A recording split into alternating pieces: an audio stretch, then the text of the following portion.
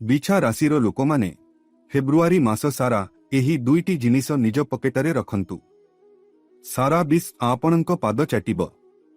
ଆପଣଙ୍କ 7 ଜନ୍ମର ଦାରିଦ୍ର୍ୟ ଦୂର ହୋଇଯିବ, କାରଣ ଫେବୃଆରୀ ମାସରେ ଶନି ସହିତ ମହାଦେବଙ୍କ ଆଶୀର୍ବାଦ ଆପଣଙ୍କ ଉପରେ ବର୍ଷିବାକୁ ଯାଉଛି ଏବଂ 6ରୁ 12 ବର୍ଷ ପରେ ଏକ ମହାନ ସଂଯୋଗ ଆସିଛି ଯାହା ଆପଣଙ୍କ ଜୀବନକୁ ସମ୍ପୂର୍ଣ୍ଣ ପରିବର୍ତ୍ତନ କରିବ। ଆପଣଙ୍କୁ ଏହି ମାସର ଆରମ୍ଭରେ ହିଁ ଏହି ଦୁଇଟି ଜିନିଷ ନିଜ ପକେଟରେ ରଖିବାକୁ ପଡ଼ିବ। ତାପରେ ଆପଣଙ୍କୁ ସେହି ଜିନିଷ ମିଳିବ ଯାହା ପାଇଁ ଆପଣ ବର୍ଷ ବର୍ଷ ଧରି ଆଶା କରୁଛନ୍ତି। ଆପଣ କାହାର ପ୍ରେମ ଜିତିବାକୁ ଚାହୁଁଛନ୍ତି କିମ୍ବା କାହାକୁ ବିବାହ କରିବାକୁ ଚାହୁଁଛନ୍ତି, ତାହା ମଧ୍ୟ ଘଟିବ। ଯଦିଓ ଆପଣ କୋଟି କୋଟି ଟଙ୍କା ଚାହାନ୍ତି, ଆପଣ ତାହା ପାଇବେ। ଆପଣ ଋଣ ମୁକ୍ତ ହେବେ ଏବଂ ସବୁଠାରୁ ଗମ୍ଭୀର ରୋଗରୁ ମୁକ୍ତି ପାଇବେ।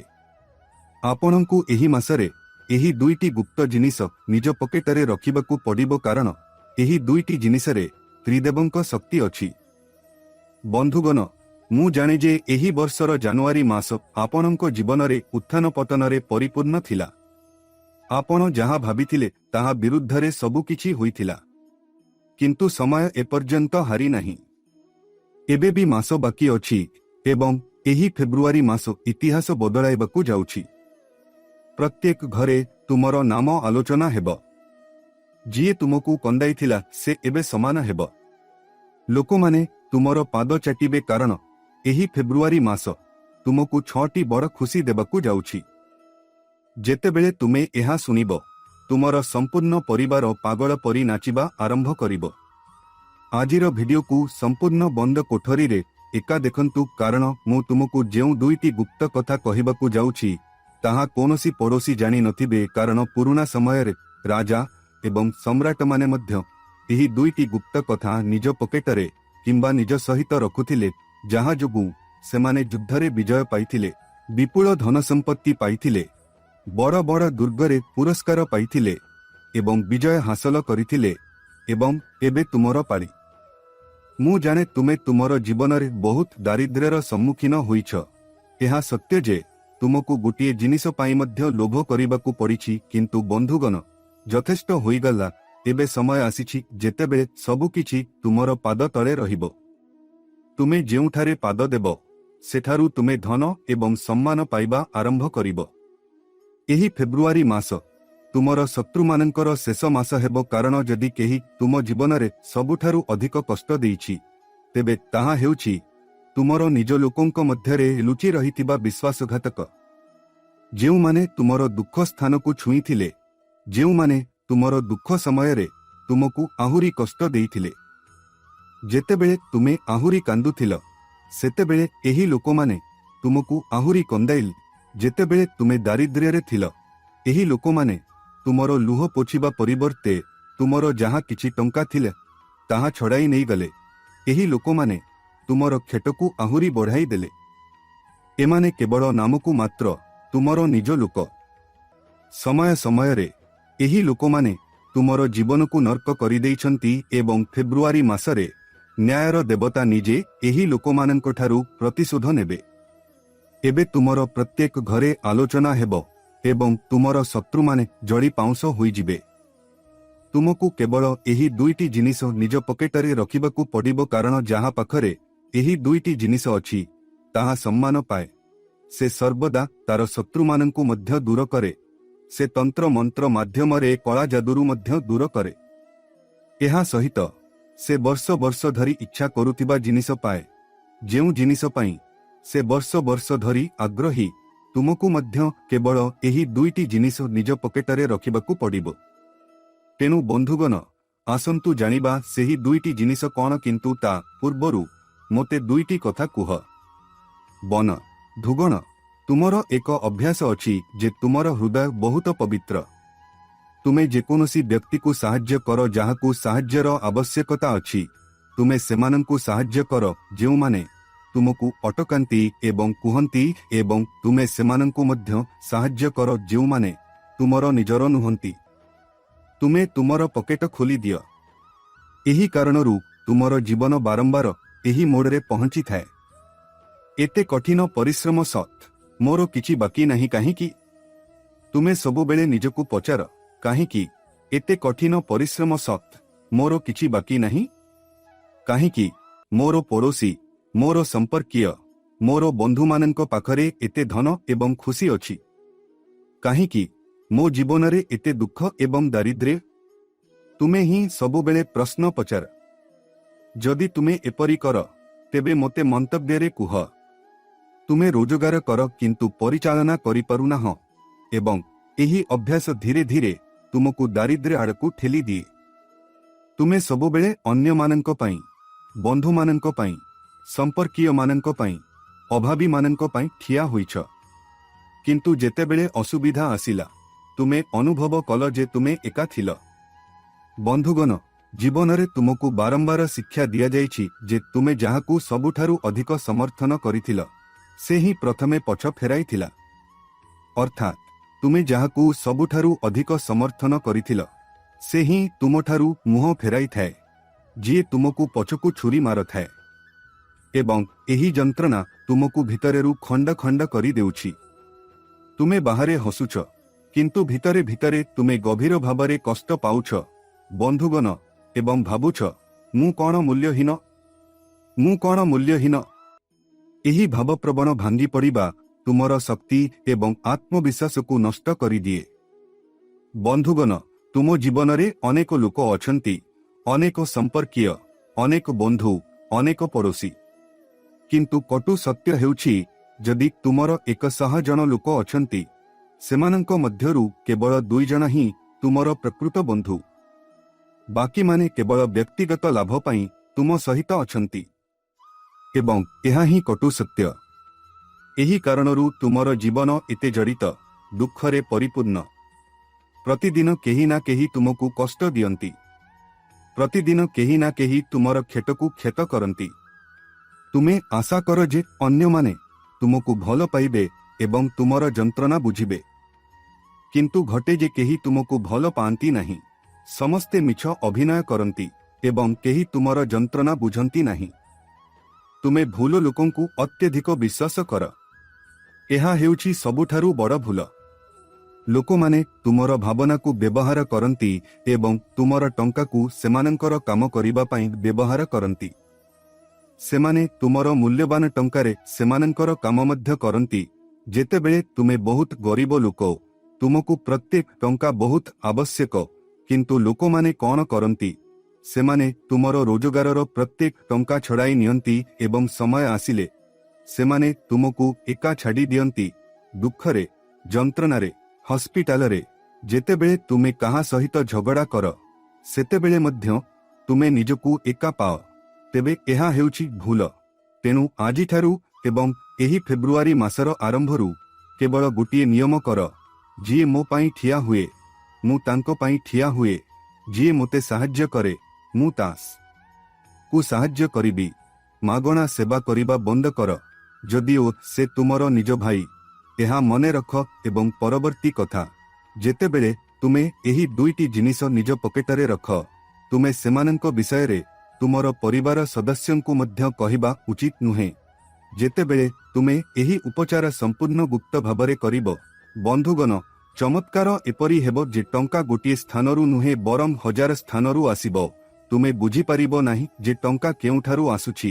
ତୁମ ପାଇଁ ଏହାକୁ ପରିଚାଳନା କରିବା ମଧ୍ୟ କଷ୍ଟକର ହୋଇଯିବ। ହଁ, ଏହାକୁ ପରିଚାଳନା କରିବା ମଧ୍ୟ କଷ୍ଟକର ହୋଇଯିବ। ଏତେ ଟଙ୍କା ଆସିବା ଆରମ୍ଭ ହେବ। ଟଙ୍କା ତୁମେ ଆଶା ନ କରିବା ଭଳି ସ୍ଥାନରୁ ଆସିବ।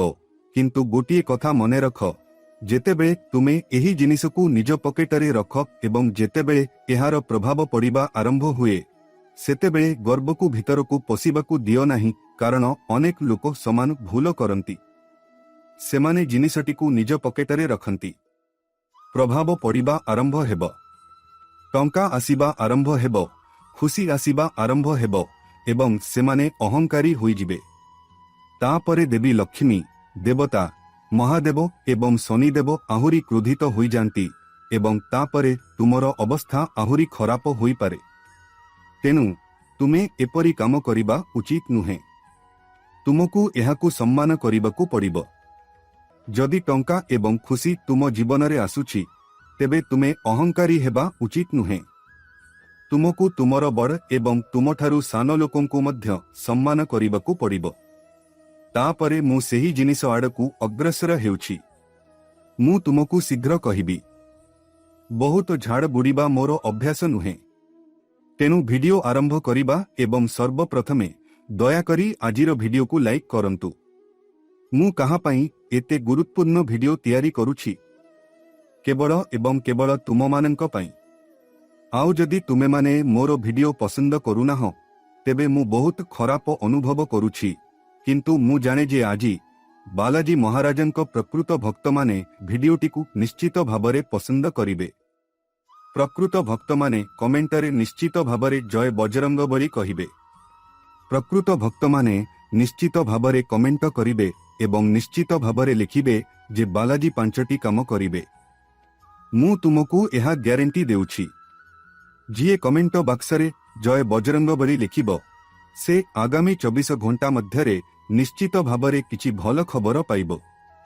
बंधुगण, जदि तुमे एही वीडियोर आरंभरे मु तुमको कहितिबा समस्त कथा तुम जीवन रे देखुछ किंबा एहाकू तुम जीवन सहित जडित करि पारुछ तेबे मोते कमेंटरे कुह। हाँ गुरुजी, एसबू मो सहित घटुछि। दयाकरी मोते कमेंटरे कुह। बंधुगण, तुम पई जीवन रे सबुठारु बड़ा समस्या कौन? तुमे दुखरे रहिबो, तुमे दारिद्र्य रहिबो, तुमे सबु किछि सह्य करि पारिबो, सबु किछि तुम पई काम करिबो, किंतु जीवन रे केही तुमको जंत्रणा देबा उचित नुहे, केही मुह फेराइबा उचित नुहे, केही तुमको घृणा करिबा उचित नुहे, तुमर निकटतर केही तुमर शत्रु हेबा उचित नुहे। एहा तुमर एकमात्र इच्छा। तुमे चटनी किंबा रोटी खाई पार, किंतु तुमे एही प्रेम जालरे फसिबाकू चाहना हो, कारण दुख एते अधिक। बंधुगण, एही जिनिस गुड़िक उपरे तुमर विश्वास बहुत भांगी जाइछि एवं एही विश्वास आजि तुमको एपरी एक धारकू नहीं आसीछि जे तुमे काहाकू 1% मध्य विश्वास करिबाकू चाहना हो, किंतु तथापि तुमे एहा कर। एबे बंधुगण, मु प्रथम कथा आड़कू अग्रसर हुए। देख, ध्यान देई सुन। आगामी फेब्रुआरी मासरे आमको शनिदेवंक आशीर्वाद सबुठारु अधिक आवश्यक। शनिदेव मध्य वर्तमान तुम प्रति बहुत दयालु देखा जाउछि एवं जेतेबेले तुमे एही जिनिसकू तुमर पकेट किंबा पर्सरे रख, शनि तुमको बहुत धन एवं खुशी फेराई देबे, कारण शनि एही जिनिसकू बहुत भल पांती एवं जिए एही जिनिस तांको पाखरे रखे शनि ताकू मागिबा पूर्वरु ही देई दिए। शनि ताकू आशा करिथिबा अपेक्षा अधिक देइथाए। जेउ व्यक्ति शनिंको साडे सतीर प्रभावरे अछंती तांको जीवन रे बहुत दुख एवं कष्ट आसीथाए एवं आपण मध्य शनिंको साडे सतीर प्रभावरे अछंती एवं एपरी परिस्थिति रे एही जिनिस आपणंको पई एक वरदान प्रमाणित हेबो। एही जिनिस शनिंको साडे सतीर प्रभावकू मध्य ह्रास करिबो। एही जिनिस शनिंको दुखर प्रभावकू मध्य ह्रास करिबो। एही जिनिस जहाँ आपणंकू सर्वदा कष्ट देई आसीछि, जहाँ आपणंकू सर्वदा जंत्रणा देइछि, ताहा मध्य ह्रास करिबो एवं सेही शनि आपणंको जीवन रे खुशी आनिबे। सेही शनि आपणंकू खुशी देबे। सेही शनि आपणंकर प्रत्येक छोट खुशीर जत्न नेबे। सेही शनि आपणंकू प्रत्येक छोट कामरे साहाय्य करिबे। आपणंकर आय वृद्धि हेबो। तेबे सेही जिनिस कौन? प्रथमे मोर कथा ध्यान देई सुन। तुमे एही काम जेकोनोसी दिन करि पारिबो। फेब्रुआरी मासरे जेकोनोसी दिन करि पारिबो, किंतु तुमको एहाकू यथाशीघ्र करिबाकू पड़िबो। प्रथमे आपणंकू एक छोट लुहा कंटा नेबाकू पड़िबो। एते छोट जे आपण एहाकू आपणंक पकेट किंबा पर्सरे आरामरे रखि पारिबे। एबे सेही छोट लुहा कंटा नेई शनि मंदिर को जांतु। शनि मंदिर को जिबा परे सेही छोट कंटाकू शनिदेवंक सम्मुखरे रखंतु एवं सेठारे एक मंत्र अछि जहाँ आपणंकू 11 थर किंबा 21 थर जप करिबाकू पड़िबो। मंत्रटी ध्यान सहित सुनंतु। जदि आपण बुझी पारुनाहांती तेबे कमेंटरे पचारंतु। मंत्रटी हेउछि शनेश्वराय नमः। एही मंत्र को 21 थर जप करंतु एवं सेही लुहा कंटाकू शनिदेवंक सम्मुखरे रखंतु एवं आपणंकर जहा इच्छा ତାହା କରନ୍ତୁ। ତୁମେ ଶନିଦେବଙ୍କୁ ଏହା କରିବାକୁ କହିବା ଉଚିତ ଏବଂ ତାପରେ ସେହି ଲୁହା କଣ୍ଟାକୁ ତୁମର ପର୍ସରେ କିମ୍ବା ମନ୍ଦିରରେ ତୁମର ପକେଟରେ ରଖିବା ଉଚିତ। ଏହାକୁ ଯତ୍ନର ସହିତ ରଖ ଯେପରି ଏହା ତୁମର ପର୍ସ ଏବଂ ଲେଟରେ ସମ୍ପୂର୍ଣ୍ଣ ମାସ ପାଇଁ ସୁରକ୍ଷିତ ରହିବ। ଯେତେବେଳେ ତୁମେ ଏହି ଲୁହା କଣ୍ଟାକୁ ତୁମ ପର୍ସରେ ରଖିବ, ତୁମେ ଶନିଦେବଙ୍କ ସମର୍ଥନ ପାଇବ ଏବଂ ତାଙ୍କର ଆଶୀର୍ବାଦ ତୁମ ସହିତ ରହିବ, କାରଣ ଶନିଦେବଙ୍କୁ ଲୁହା ଉପରେ ଅଧିକାର ବୋଲି ବିବେଚନା କରାଯାଏ ଏବଂ ଏହା ଶନିଙ୍କ ସକାରାତ୍ମକ ଶକ୍ତିକୁ ଶୋଷଣ କରେ ଏବଂ ତୁମକୁ କ୍ଷତିରୁ ରକ୍ଷା କରେ। ଏହି ଉପାୟ କରିବା ଦ୍ୱାରା ଟଙ୍କା ଆସିବା ଆରମ୍ଭ ହୁଏ। ଟଙ୍କା ପ୍ରବାହରେ ଥିବା ଯେକୌଣସି ବାଧା ଦୂର ହୁଏ। କିନ୍ତୁ ଏହା କରିବା ପୂର୍ବରୁ ତୁମକୁ ଏକ ପ୍ରକ୍ରିୟା ଅନୁସରଣ କରିବାକୁ ପଡ଼ିବ। କ'ଣ କରିବାକୁ ପଡ଼ିବ? ପ୍ରଥମେ ଆମକୁ ସେହି ଲୁହା କଣ୍ଟାକୁ ଶୁଦ୍ଧ କରିବାକୁ ପଡ଼ିବ। ଲୁହାକୁ କିପରି ଶୁଦ୍ଧ କରିବେ? ସେହି କଣ୍ଟାକୁ କିପରି ଶୁଦ୍ଧ କରିବେ? ଧ୍ୟାନ ଦେଇ ଶୁଣ। ତୁମେ ଏକ ପାତ୍ରରେ ସୋରିଷ ତେଲ ଢାଳିବାକୁ ପଡ଼ିବ। ଏକ ଲୁହା ପାତ୍ର ନିଅ କିମ୍ବା ତୁମେ ଏକ ଷ୍ଟିଲ୍ ପାତ୍ର ମଧ୍ୟ ବ୍ୟବହାର କରିପାରିବ। ସେହି ପାତ୍ରରେ ଟିକିଏ ସୋରିଷ ତେଲ ଢାଳି ତାପରେ ସେହି ଲୁହା କଣ୍ଟାକୁ ସେହି ପାତ୍ରରେ ଅତି କମରେ 1 ମିନିଟ୍ ପାଇଁ ବୁଡ଼ାଇ ରଖ। ଏହାକୁ 5 ମିନିଟ୍ ପାଇଁ ବୁଡ଼ାଇ ରଖନ୍ତୁ, ଯାହାଦ୍ୱାରା ଏହା ଠିକ୍ ଭାବରେ ଶୁଦ୍ଧ ହେବ ଏବଂ ତାପରେ ସେହି ଲୁହା କଣ୍ଟାକୁ ଧୋଇ ଶନି ମନ୍ଦିରକୁ ନେଇଯାଆନ୍ତୁ ଏବଂ ତାପରେ ମୁଁ ଆପଣଙ୍କୁ କହିଥିବା ସମସ୍ତ ପ୍ରକ୍ରିୟା କରନ୍ତୁ। ଏହି ଉପଚାର ସ୍ୱୟଂ ଭଗବାନ ଶନିଙ୍କୁ ପ୍ରସନ୍ନ କରିବା ପାଇଁ। ଏହା ସଦେ ସତୀରୁ ମଧ୍ୟ ମୁକ୍ତି ପ୍ରଦାନ କରେ। ବନ୍ଧୁଗଣ, ଆପଣମାନେ ଭୟ ବିନା, କୌଣସି ଭେଦଭାବ ବିନା ଏହା କରିବାକୁ ପଡ଼ିବ ଏବଂ ଯେତେବେଳେ ଆପଣ ଶନି ମନ୍ଦିରକୁ ଯାଆନ୍ତି, ତେବେ ନିଶ୍ଚିତ ଭାବରେ ଏହା କୁହନ୍ତୁ, ହେ ଶନିଦେବ, ଯଦି ମୁଁ ଜାଣତରେ କିମ୍ବା ଅଜାଣତରେ କୌଣସି କର୍ମ ପାପ କରିଛି, ତେବେ ମୋତେ କ୍ଷମା କରନ୍ତୁ। ମୋର କଠିନ ପରିଶ୍ରମକୁ ବ୍ୟର୍ଥ ହେବାକୁ ଦିଅନ୍ତୁ ନାହିଁ। ମୋତେ ଧନ, ଶାନ୍ତି ଏବଂ ସ୍ଥିରତା ପ୍ରଦାନ କରନ୍ତୁ। ଏହା କରନ୍ତୁ। ବନ୍ଧୁଗଣ, ଏତେ ଟଙ୍କା ଆସିବ ଯେ ଆପଣ ବୁଝିପାରିବେ ନାହିଁ ଯେ ଏହି ସମସ୍ତ ଟଙ୍କା କେଉଁଠାରୁ ଆସୁଛି। ଶନିଦେବ ସ୍ଥାୟୀ ଫଳ ଦିଅନ୍ତି। ଶନିଦେବ ସର୍ବଦା ପାଇଁ ଟଙ୍କା ଦିଅନ୍ତି। ବନ୍ଧୁଗଣ, ଅଳ୍ପ ସମୟ ପାଇଁ ନୁହେଁ ବରଂ ଦୀର୍ଘ ସମୟ ପାଇଁ। ମୁଁ ଆପଣଙ୍କୁ ଏବେ ଯେଉଁ ସମାଧାନ କହିବାକୁ ଯାଉଛି ତାହା ଏକଶୋଧ। ବନ୍ଧୁଗଣ, କାରଣ ଏହି ସମୟରେ ଆପଣଙ୍କୁ ମହାଦେବଙ୍କ ସମର୍ଥନ ମିଳୁଛି। ଶିବରାତ୍ରି ମଧ୍ୟ ଏହି ଫେବୃଆରୀ ମାସରେ ଆସିବାକୁ ଯାଉଛି। ତେଣୁ ବହୁତ ଧ୍ୟାନ ଦେଇ ଶୁଣନ୍ତୁ। ଯଦି ଆପଣଙ୍କୁ ଉଭୟଙ୍କ ସମର୍ଥନ ମିଳେ, ଶନି ଏବଂ ମହାଦେବ, ତାପରେ ତୁମର ଜୀବନର ଡଙ୍ଗା ସମୁଦ୍ର ପାର ହୋଇଯିବ। ଲୁହା କଣ୍ଟାଟି ଶନିଙ୍କର ଏବଂ ମୁଁ ତୁମକୁ ଏବେ ଯାହା କହିବି ତାହା ମହାଦେବଙ୍କ ଏକ ଅଂଶ। ଦୁହେଁ ଯେତେବେଳେ ତୁମେ ଏହାକୁ ତୁମ ପାଖରେ ରଖିବ, ତ୍ରିଦେବଙ୍କ ଆଶୀର୍ବାଦ ତୁମ ଉପରେ ରହିବ। ତେବେ ଆପଣଙ୍କୁ କ'ଣ କରିବାକୁ ପଡ଼ିବ? ଧ୍ୟାନ ଦେଇ ଶୁଣ ବନ୍ଧୁଗଣ। ଏହି ଫେବୃଆରୀ ମାସରେ ଆପଣଙ୍କୁ ଏହି ଉପଚାର ଶୀଘ୍ର କରିବାକୁ ପଡ଼ିବ। ଭଲ ଭାବରେ ସ୍ନାନ କରିବାକୁ ପଡ଼ିବ। ପୋଷାକ ପିନ୍ଧି ସମ୍ପୂର୍ଣ୍ଣ ସଫା ହୋଇଯିବା ଉଚିତ। ଏହାପରେ ଆପଣଙ୍କୁ ଏକ ପଞ୍ଚମୁଖୀ ରୁଦ୍ରାକ୍ଷ ନେବାକୁ ପଡ଼ିବ।